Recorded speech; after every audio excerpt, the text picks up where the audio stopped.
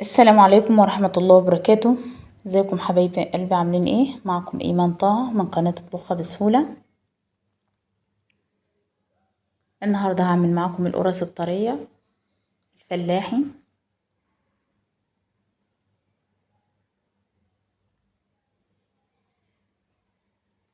بسم الله الرحمن الرحيم. ما تنسوش تصلوا على رسول الله عليه افضل الصلاة واتم السلام. معنا 2.5 كوباية من اللبن السخن مش الدافي، نسخنه على النار. هنحط عليه علبة من الزبادي،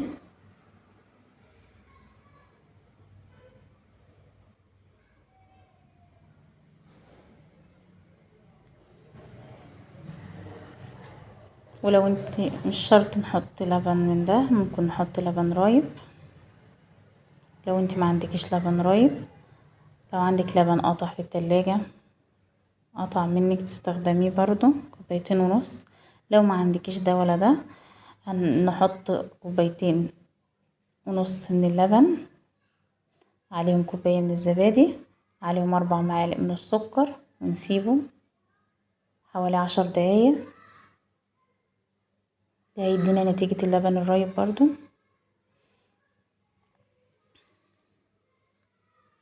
ندوبه كويس جدا.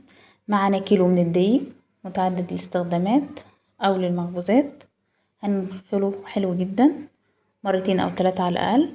هنضيف عليه معلقة كبيرة من الخميرة.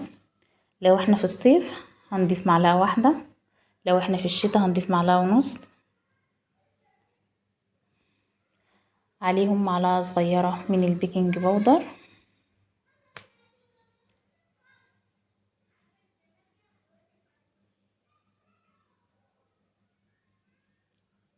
عليهم معلقة صغيرة من الملح.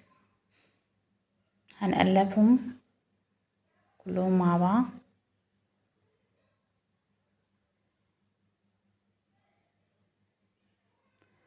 دي كوباية سمنة على زيت، دي سمنة بلدي على زيت، طعمها حلو جدا بالسمنة البلدي على حسب امكانياتك. لو امكانياتك ما تسمحش ممكن تحطي سمنة نباتي عادي، هتدي نتيجة حلوة برضو.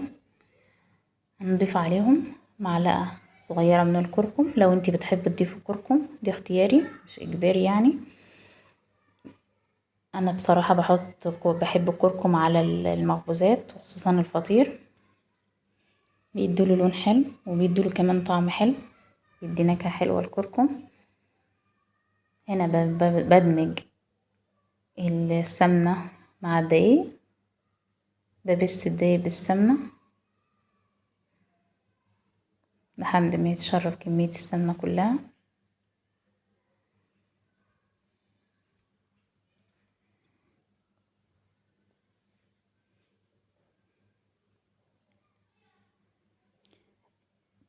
هنا بضيف كمية اللبن وافضل اعجن فيه كده. لو انت عندك عجان استخدمي عجان، لو انت ما عندكيش استخدمي ايدك عادي. هو هنا مش طري معانا ولا حاجة، انا هفضل اعجن فيه لحد العجينة ما تلم وما تبقاش لازقة في ايدي زي ما انتوا شايفين كده. انا عجنته بتاع 15 دقايق ما شاء الله، العجينة مش لازقة ولا اي حاجة. هغطيه بستريتش واسيبه في مكان دافي لمدة نص ساعة يرتاح والكمية دي تتضاعف. هنا بعد ما سبته نص ساعة زي ما انتوا شايفين ما شاء الله الكمية تضاعفت. هفك منه الخمر وابدأ اقرصه علشان اشكل الفطير. هنعمله قد حجم، يكبر عن حجم البيضة بشوية. بقرصه كده بين صوابع بين ايديا واسيبه هنا. بتسيبي بقى على الرخامة يرتاح لمدة 10 دقايق كده. هنا بعد ما قرصت الكمية كلها، كيلو دقايق ممكن يعمل معاكي 50 فطيرة 40 على حسب برضو حجم القطعة اللي انتي عاملاها. يعني زي ما انتوا شايفين ما شاء الله تضاعفت معايا الكمية ازاي، تضاعفت معايا القطعة ازاي القرصة. هنا دي عجوة انا عاملاها ومسيحاها على النار بمعلقة سمنة. برجع بحط العجوة زي ما انتوا شايفين كده جوه الفطيرة واسك عليها كده، وارجع اكورها تاني واحطها واسيبها ترتاح برضو لحد ما اخلص الكمية دي كلها، وهنرجع نفردها.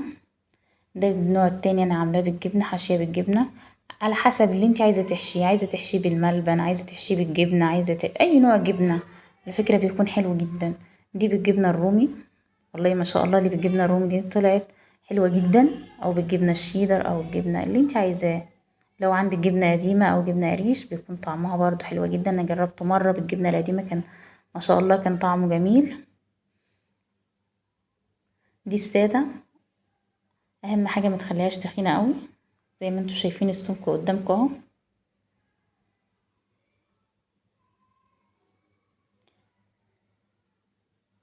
هنخلص الكمية كلها ونغطيها بفوطة في مكان دافي لمدة نص ساعة تختمر، لحد كمية العجين ما تتضاعف، لحد القرصة نفسها ما حجمها يتضاعف.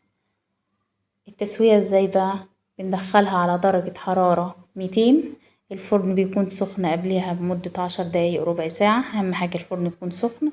بنولع من تحت بس يستوي من تحت. هنا بنفرد العجين،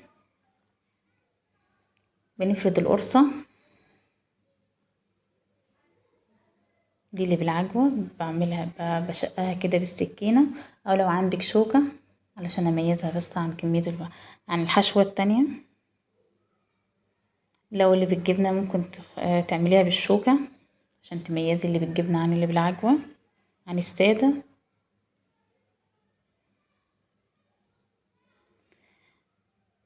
هنا بعد ما طيبناها على درجة حرارة 200 استوت من تحت، طفيت من تحت، ولعت الشواية عليها من فوق. ما بتاخدش من فوق، خلي بالك بتاخد حوالي دقيقة او دقيقتين بالكتير.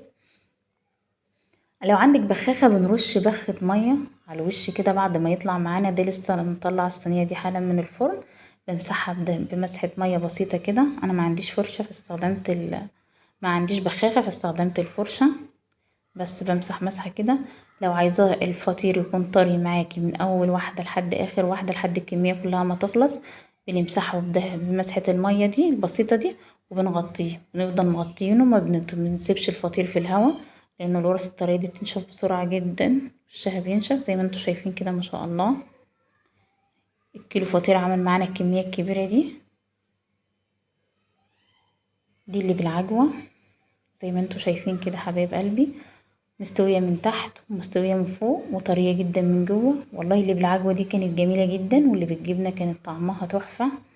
زي ما انتوا شايفين العجينة طرية جدا جدا جدا وهشة، والسمنة البلدي مخلية طعم الفطير تحفة.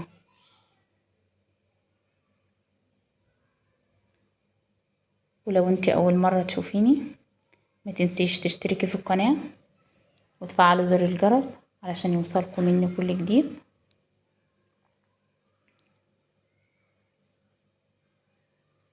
زي ما انتوا شايفين كده ما شاء الله الفطير والجبنة الرومي بتمط معاك ازاي، طعمه خرافي.